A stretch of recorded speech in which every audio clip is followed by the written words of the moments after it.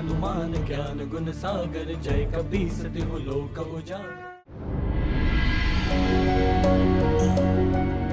अंजना के गर्भ में विकसित हो रहे हनुमान के खाने और खेलने की सारी विलक्षणता अंजना में उजागर होती रही, किंतु हनुमान ने इन सबसे भी बढ़कर रुचि स्वामी के लीला कथाओं में प्रकट की। अंजना के स्वामी वानर राज केसरी की कथाओं में? अंजना के स्वामी नहीं, सारे जगत के स्वामी, हम सब के स्वामी, सांवरे सलोने श्याम सुंदर।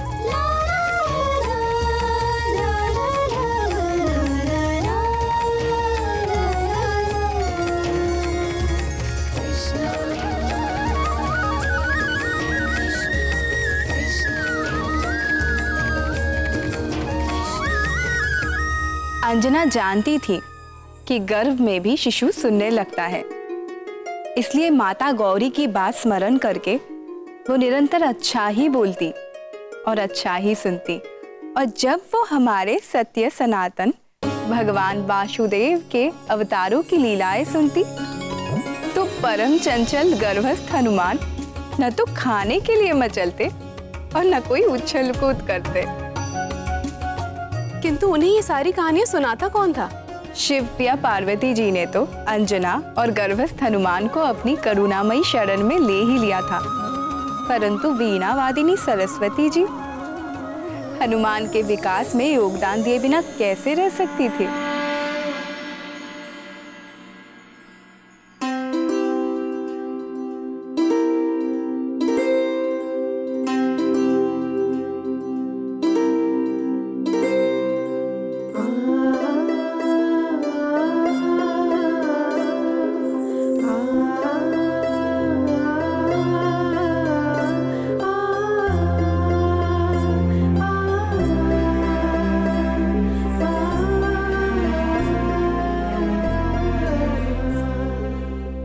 देवी अंजना, आज मैं आपको ध्रुव लोक के ध्रुव तारे की कथा सुनाऊंगी। आकाश में स्थित ध्रुव नक्षत्र अपने पूर्व जन्म में मनुष्य थे। वे 5 वर्ष की अल्प आयु में ही उन्होंने भगवान वासुदेव को अपनी निर्मल भक्ति से प्रसन्न कर दिया और इस परम दुर्लभ पद को प्राप्त किया। ध्रुव के पिता राजा उतानपाद की 2 रानियां थीं। ध्रुव की माता सुनीति वे बड़ी थीं, किंतु राजा अपनी छोटी रानी सुरुचि के वश में थे। देवी अंजना, आप लेट जाइए। ऐसे बैठे रहने से गर्भ में पल रहे शिशु को कष्ट होगा।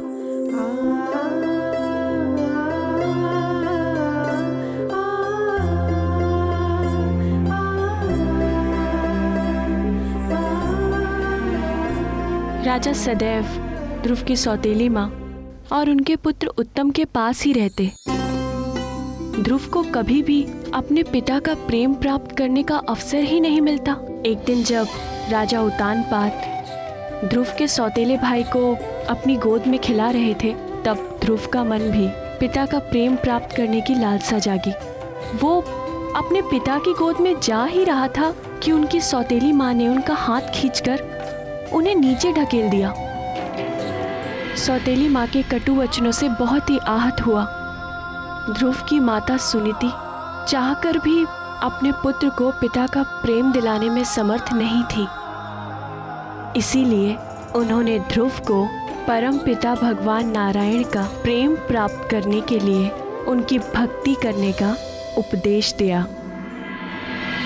अब मैं नारायण की भक्ति करूंगा, मैं उनसे प्रेम करूंगा, फिर वो भी मुझसे प्रेम करेंगे।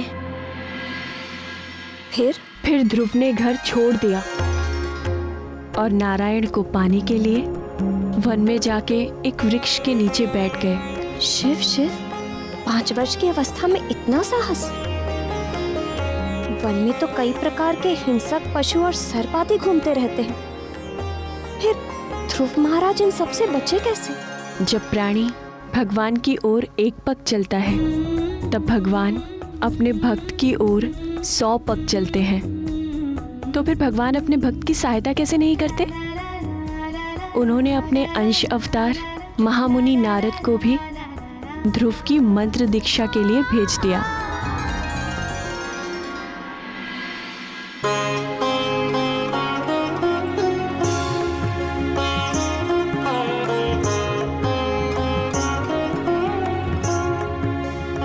मेरे पीछे बोलो वत्स। ओम नमो भगवते वासुदेवाय। ओम नमो भगवते वासुदेवाय। ओम नमो भगवते वासुदेवाय। ओम नमो भगवते वासुदेवाय।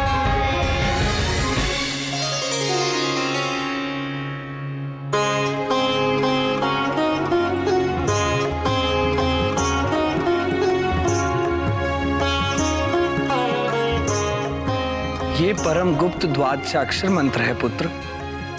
भगवान श्री हरि के सुंदर चतुर्भुज रूप को हृदय में धारण करके इस मंत्र का निरंतर जाप करने से तुम्हारे सभी मनोरथ सिद्ध हो जाएंगे।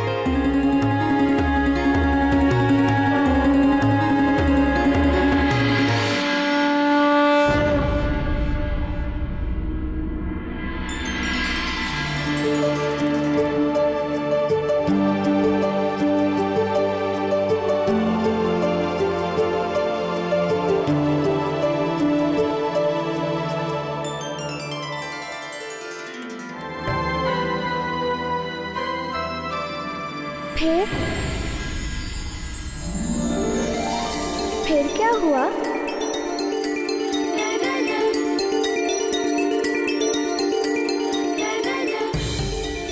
फिर 1 वर्ष की कठिन तपस्या के पश्चात ध्रुव को वैकुंठपति भगवान श्री नारायण ने अपने चतुर्भुज रूप में दर्शन दिए। ओम नमो भगवते वासुदेवाय। पुत्र,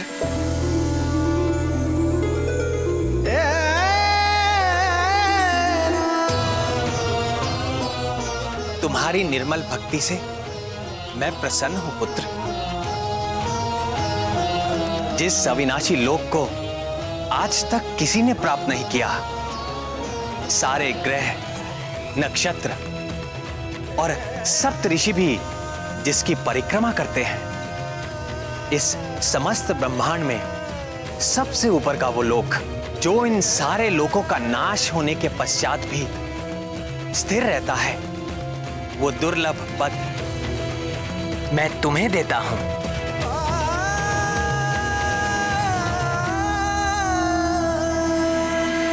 आशीर्वाद के पश्चात ध्रुव ने वर्षों सफल जीवन व्यतीत किया और अंत में ध्रुव तारा के रूप में स्थित हो विख्यात हुआ।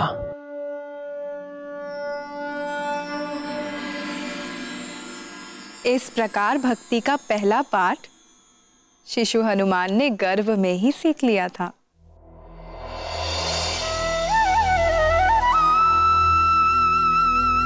ये समस्त ब्रह्मांड मेरे वश में है, किंतु मैं अपने भक्तों के वश में हूं।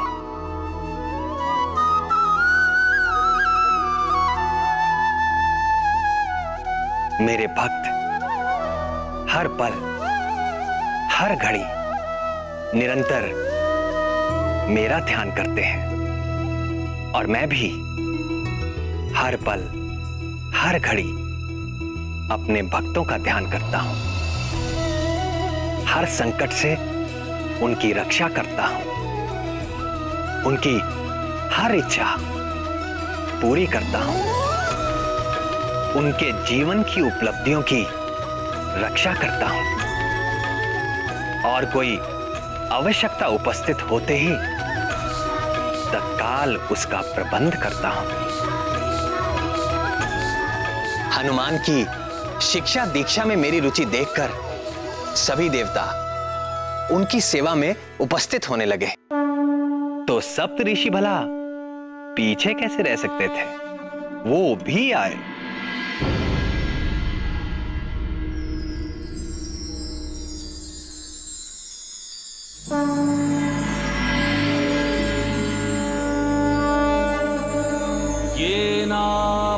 क्रुद्धो बलिराजा दानवेन्द्रो महाबलः तेन त्वामपि बध्नामि रक्षे माचल माचल।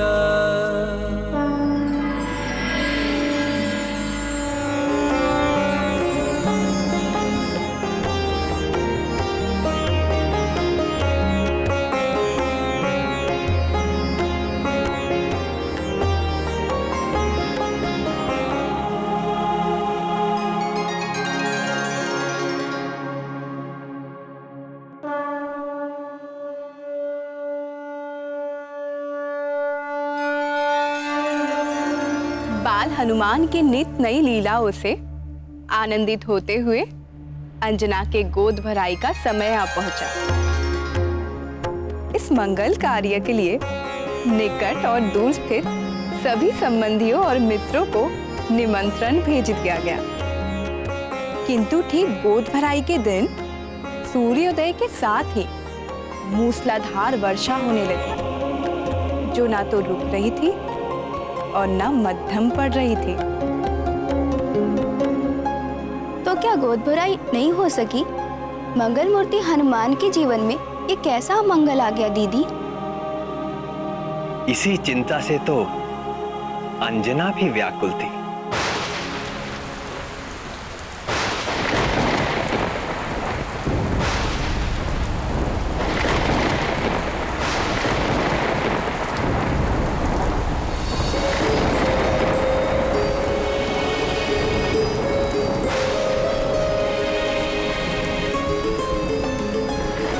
ये वर्षा तो रुकने का नाम ही नहीं ले रही।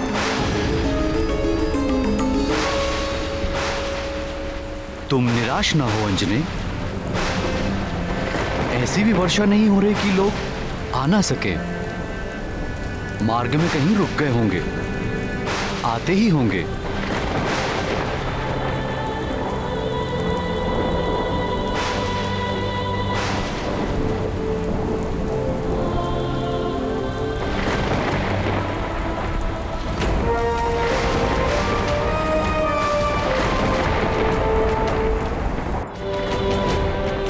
सदाशिव, मेरे लाल के प्रथम उत्सव में यह अशिव अमंगल बाधा क्यों?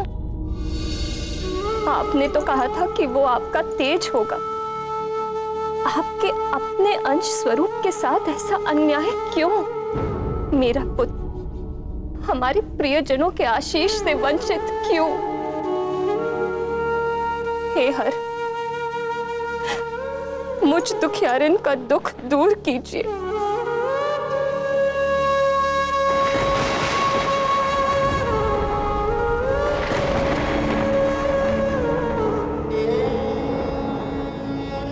हे गौरी, हे कृपा कर,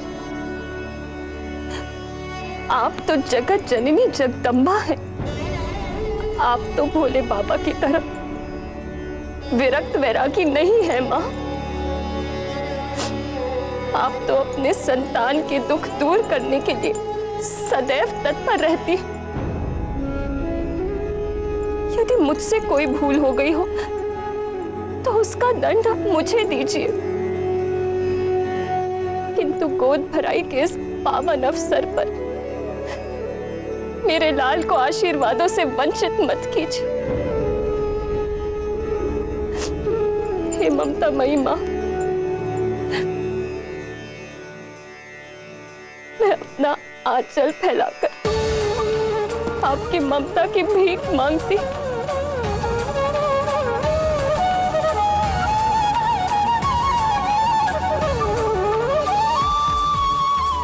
कृपा करो माँ, कृपा कर, कृपा कर।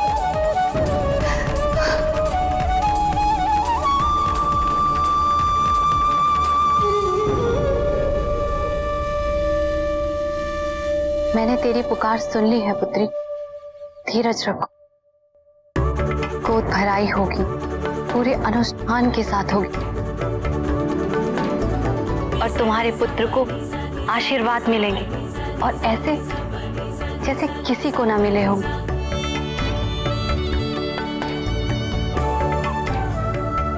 हनुमान पर मेरी और भूत भावन भगवान भोलेनाथ की कृपा तो स्वाभाविक है, पर जब अंजना को जगत जननी शक्ति स्वरूपा पार्वती जी का आशीर्वाद मिल गया तो उसके कार्य में आने वाले सारे विघ्न निष्फल तो होने ही थे।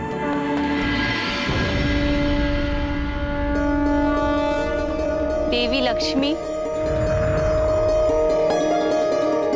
देवी सरस्वती, आइए इंद्राणी सची देवी, चंद्र मोहिनी रोहिणी, आप भी आए। भानुप्रिया संज्ञा, देवी छाया, इस मंगल कार्य में सम्मिलित होने के लिए आप दोनों भी आइए।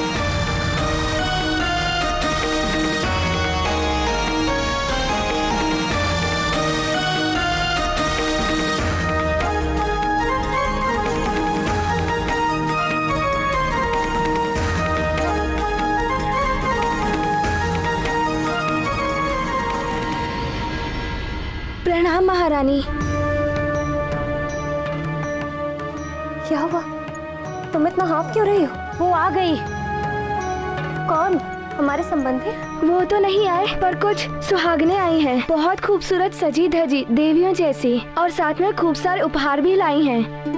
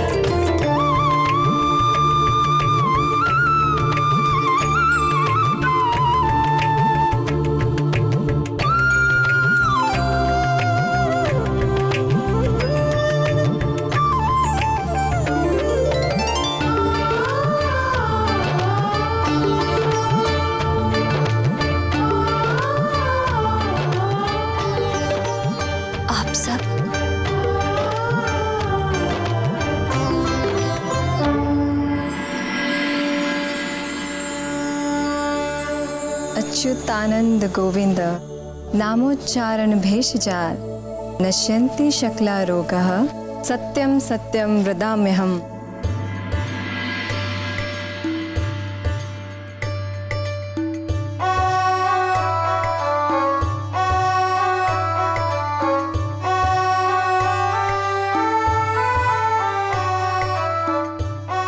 तब पुत्र जितेंद्रियो भविष्यति। मेरा लाल सभी इंद्रियों को जीतने वाला होगा।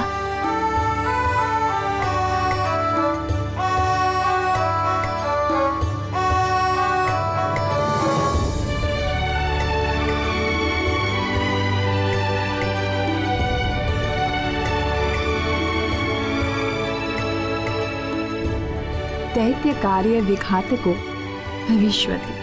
राक्षसी आचरण को मिटाने वाला होगा मेरा लाल।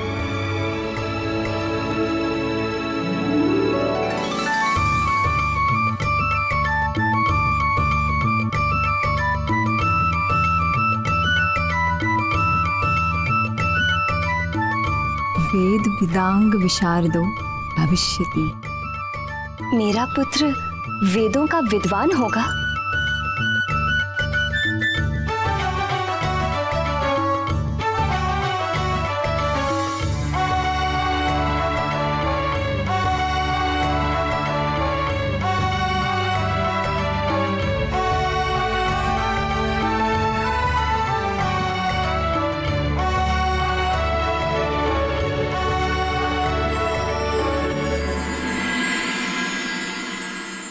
भोले जैसा भोला होगा, नारायण जैसे नटखट होगा, ज्ञानी और तपस्वी होगा।